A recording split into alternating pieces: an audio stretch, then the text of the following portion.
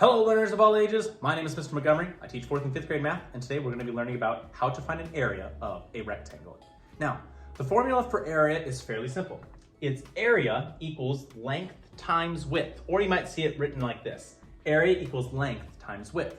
We're working with two dimensions, length and width, which means that our answer is going to be squared or have a small exponent of 2 in our answer.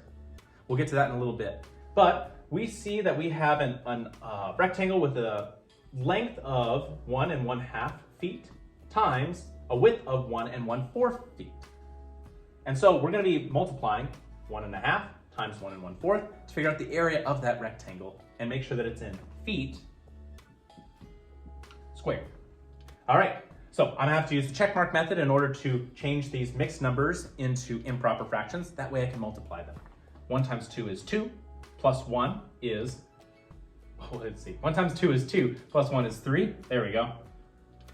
And 1 times 4 is 4, plus 1 is 5. So I can multiply straight across. 3 times 5 is 15, and 2 times 4 is 8. Now I gotta change this back into a mixed number. 15 divided by 8. 8 can go into 15 just one time by barely, and that's 8.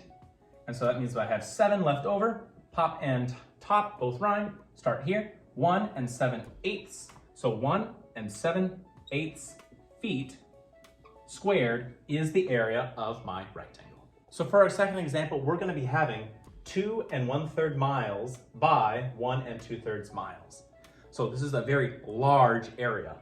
So our answer is going to be miles what? It's going to be in miles squared. By is just another word for multiplication. If you take a look at our chart over there, it should be multiplied by. So by is a word that means multiplication. All right, so we're using the check mark method. 2 times 3 is 6, plus 1 is 7, over 3. And 1 times 3 is 3, plus 2 is 5, over 3. And I multiply those together. Let's see, cross simplification, not this time. So 7 times 5 is 40. No, it's 35. My mistake. Good thing I double checked. So it's 35. And 3 times 3 is 9.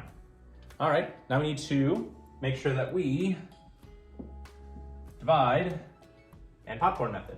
So 9 can go into 35 just barely 3 times. And that'd be 27, which means we have 8 left over. So we have 3 8/9. 3 8/9 miles squared, and 8/9 is simplified, so that should be our answer.